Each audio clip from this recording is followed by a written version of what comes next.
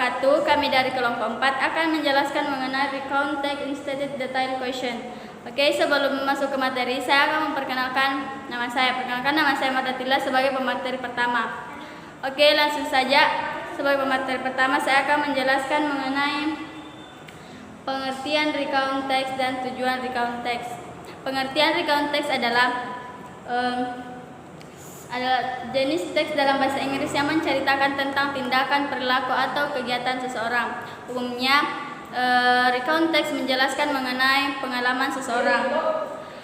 Kedua yaitu tujuan recount text. Tujuan dari recount text yaitu menjelaskan tentang tujuan dari recount text yaitu memberikan informasi kepada pembaca dan menghibur pembaca. Oke, baiklah, itu saja yang dapat saya jelaskan. Pemateri selanjutnya akan dijelaskan oleh saya. Baiklah, di sini saya akan menjelaskan tentang ciri-ciri teks recount. Yang pertama itu menggunakan kalimat past tense seperti when, would, woke up, dan lain sebagainya. Kemudian yang kedua menggunakan adverb dan adverb replace untuk mengungkapkan waktu, tempat, dan cara seperti last September, on the second day, dan lain sebagainya. Yang ketiga menggunakan conjunction dan time connective guna mengurutkan peristiwa atau kejadian seperti and, before, then, after that, dan lain sebagainya. Jadi di sini menggunakan kalimat past tense. Kenapa? Karena kita sudah tadi sudah dijelaskan oleh pemateri pertama, yang mana itu pengertian dari teks recount menceritakan tentang pengalaman, berarti sudah lampau. Maka di sini tentunya kita menggunakan kalimat past tense. Yang kedua menggunakan adverb atau keterangan waktu di mana tempat itu peristiwa itu terjadi. Kemudian yang ketiga itu menggunakan conjunction. Di sini maksudnya di sini menggunakan kalimat penghubung yang dimana dalam peristiwa itu kalimatnya harus berurutan. Selanjutnya generic struktur teks recount. Yang pertama itu orientation, yang kedua event, dan yang ketiga reorientation. Nah, contohnya seperti ini, kurang lebihnya seperti ini. Yang orientation itu selalu berada di awal kalimat, yang mana itu sebagai pembuka satu cerita. Kemudian event. Ya, di sini itu yang event itu selalu berada di pertengahan kalimat yang menceritakan tentang permasalahan atau isi pokok dari cerita tersebut. Kemudian yang ketiga itu reorientation. Di sini biasanya itu selalu berada di akhir kalimat yang berisi tentang saran atau opini dari penulis tersebut. Sekian dari saya. Oke, sebelum kita ke pemateri terakhir, sebaiknya kita memulai reading dulu yang akan dipimpin oleh Sawia.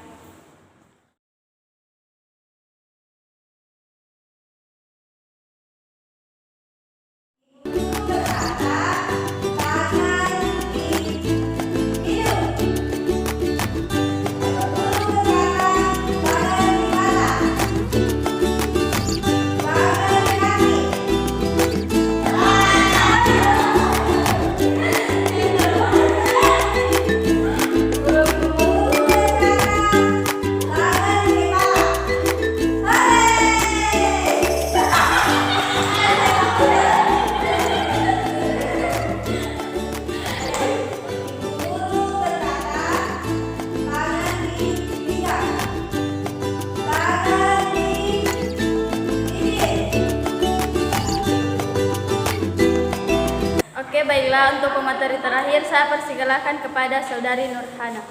Ya. Oke, baiklah, di sini saya akan menjelaskan apa itu unstated detailed question.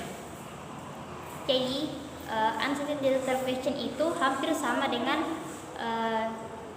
stated detailed question, stated detailed question, unstated dan stated detailed question. Jadi, unstated atau stated detailed question adalah jenis soal atau pertanyaan yang menanyakan informasi yang terdapat dalam bacaan. Perbedaannya itu terletak di cara melampirkan jawaban. Kalau di stated detailed question itu jawabannya terletak di bacaan atau ada memang di bacaan itu jawabannya. Terus sedangkan pada unstated detailed question itu jawabannya tidak langsung ada di bacaan, tetapi dapat diperoleh dari kesimpulan melalui informasi yang diberikan pada bacaan. Jadi itu jawabannya tidak langsung bilang, oh ini sama persis dengan di teks, tapi kayak kesimpulannya yang ada di teks. Itu jawaban dari unstated detailed question. Oke, next. Ciri-ciri dan strategi menjawab. Ciri-cirinya itu ada dua. Ciri-ciri dari unstated detailed question. Yang pertama, dia itu 4 pernyataan, jawabannya itu benar semua, dan 1 yang tidak benar menurut teks atau wacana.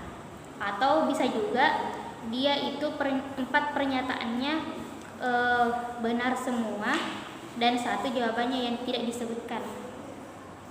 Pokoknya dia beda sendiri, yang itu yang beda sendiri, dia itu jawabannya. Jadi gampang sebenarnya untuk menjawab soal unstated detailed question. Strateginya, yang pertama, temukan kata kunci atau keyword dalam teks. Jadi jangan langsung dibaca semua itu soalnya atau teksnya, tidak perlu dibaca semua. Kita cuma perlu cari apa keywordnya, kata kuncinya. Yang kedua, skim pada bagian yang tepat pada teks atau wacana untuk kata kunci atau keyword tersebut. Skim atau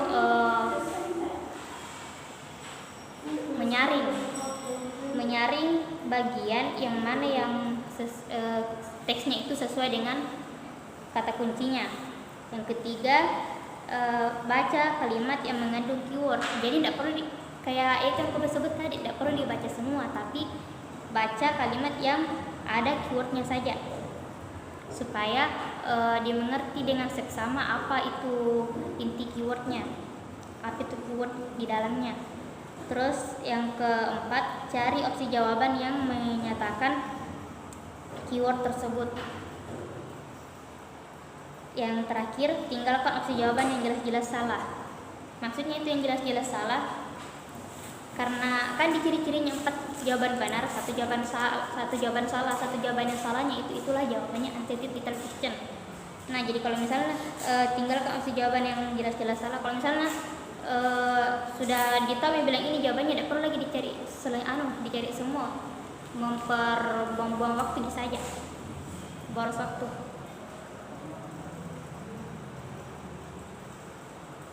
Jadi ya seperti inilah contoh dari pertanyaan jenis unstated detailed question. Seperti, which of the following statement is not stated? Yang mana pernyataan yang tidak sesuai dengan keadaan. Atau, which of the following statement is not mentioned? Yang mana pernyataan yang tidak disebutkan. Which of the following statement is not discussed? Yang mana pernyataan yang tidak didiskusikan. All of the following statements are true, except semua pernyataan benar, kecuali. Berarti kita cari yang kecualinya atau yang tidak.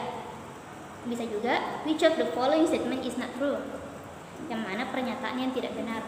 Pokoknya yang mana tidak sesuai, tidak disebutkan, tidak didiskusikan, yang tidak benar, atau yang pokoknya tidak ada di teks, ya pokoknya beda sendiri, itulah jawabannya.